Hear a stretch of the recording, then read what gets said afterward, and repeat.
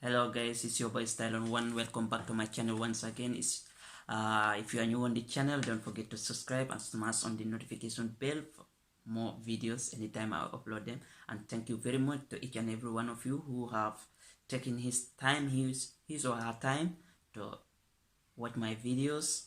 I say a big thank you to you all. Today again we are back with this young Pan-Africanist called, see him here, Ousman Touray, the young and talented here African who have Africa in heart. This boy here is very, very in love with Africa.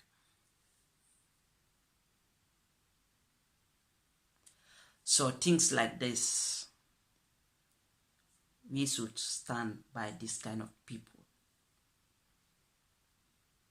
I'm very grateful we are having this kind of people in Africa. Listening to what he will be saying.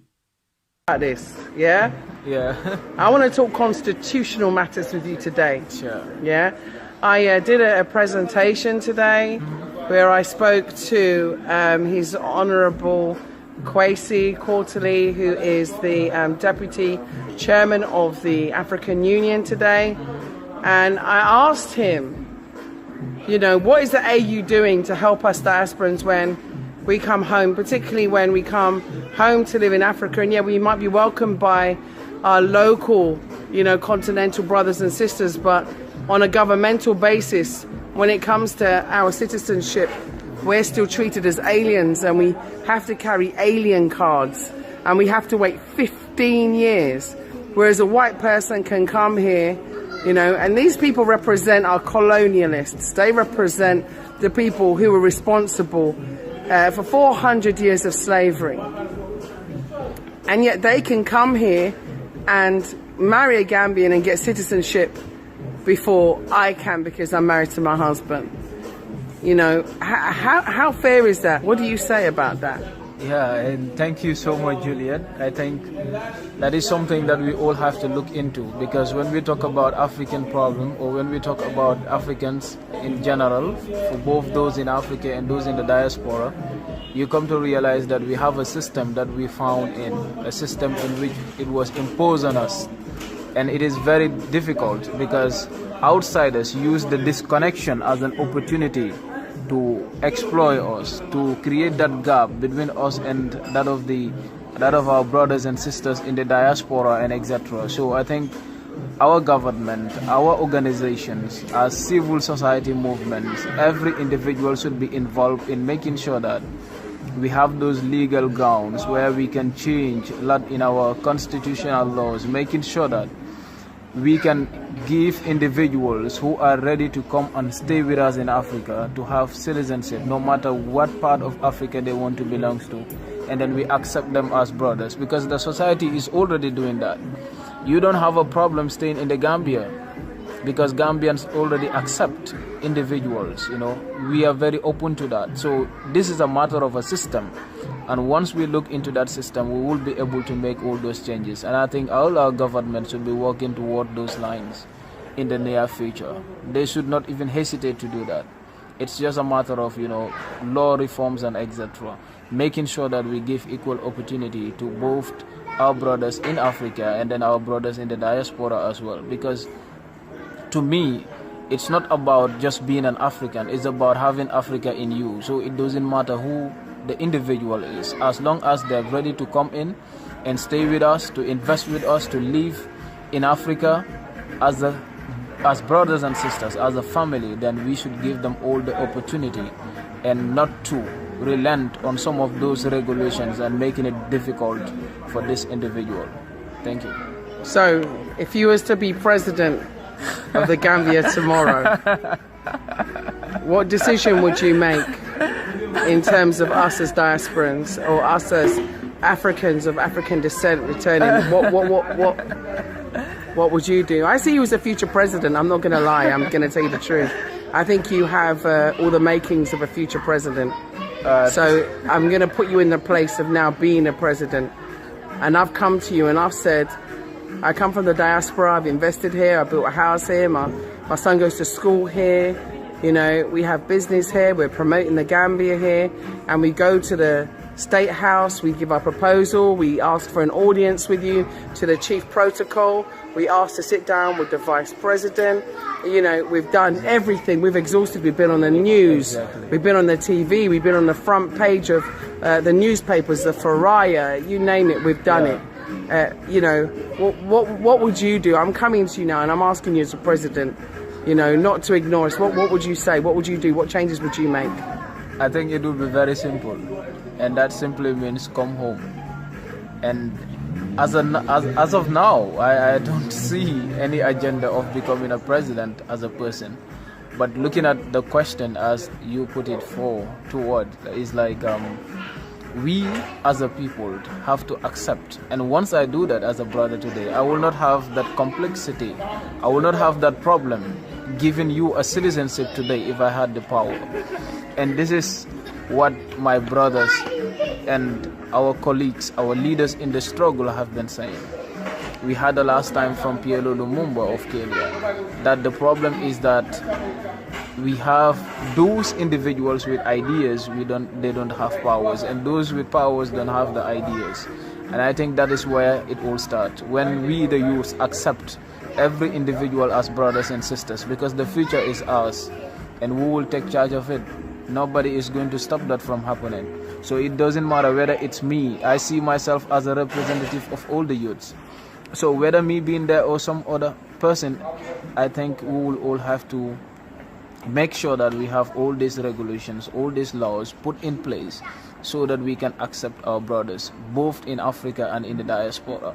You know, the disconnection is not only about people living in the diaspora, but imagine, I as an African, if I move to another African country, I will have the same problem of citizenship, for instance, because of what this disconnection have been done. And this is what outsiders use as our weakness in order to continue to exploit us. But once we are able to get rid of these bad systems, then therefore we will be able to set a positive track for the African agenda.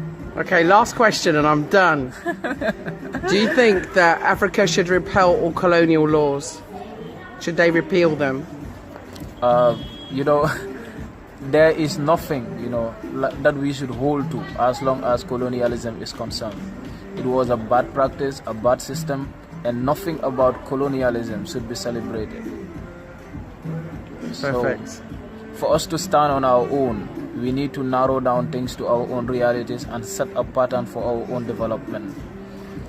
The problem that we have been undergoing, it is because of replica of systems that doesn't work. We try theories that doesn't work. But as long as we are concerned, we get the information, we know the ideas today. The information is out there, everywhere. It's just a matter of reading, making research, you grab them. Africa is not the Africa that it was in colonial period. We have youths who are aware, they've traveled around the world, they know things that are happening. We know that the things that they've been telling us about the Western world, about the outside world doesn't exist. What Africa has is very rich, and that is what real development is all about, because it's not about the structures, it's not about the money, it's about the human. And if you come to Africa, you see that in the individuals, whereby people have that social or that human capital in them. They can socialize, they have a rich culture, they accept one another. That tolerance is what built up a good society and a good civilization, and not necessarily big structures, the big money, and all that it entails. Thank you.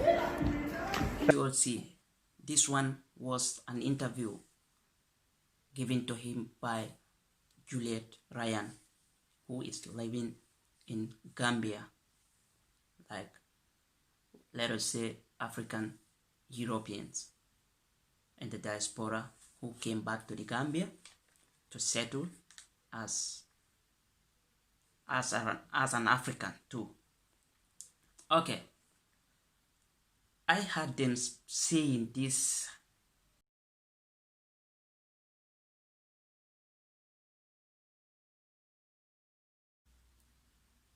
If African American or African European or African I don't know how to mention them. But if they want to come back to their root, we all know that, yes, they are born in those countries. But originally,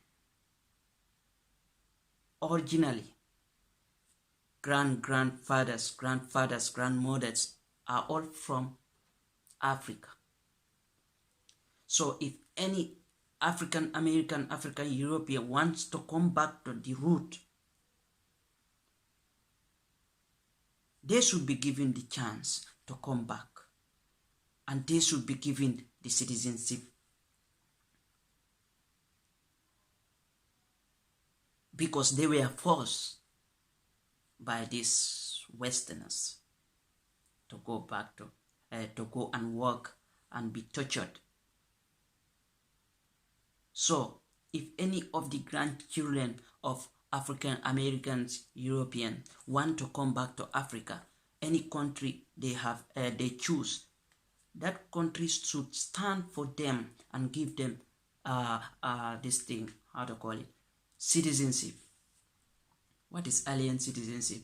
And what is this staying for almost, I don't know, 15 or how many years before you will be given that alien citizenship even? No. The government should look into this kind of situation too and help our brothers and sisters in the diaspora that are the African Americans. The government should be very informed about this issue and help them out. We are also in Ghana welcoming them because they know they are all Africans. We are all the same. They are from Africa. So why deny them their citizenship? Give them their citizenship. The government should put this, the parliament members should also, they are very important in this. They should file this and see what they can do about it to help them. It's part of development. When they come back, they bring in development. Because they come back, they call those places their motherland. They call those places their country. They loved Africa. So we have to give them the chance to take part in development, in nation building in our country. We are all brothers and sisters. So thank you all once again for watching. It's your boy Style on One. Don't forget to click on the notification bell. See you again in another video. Thank you.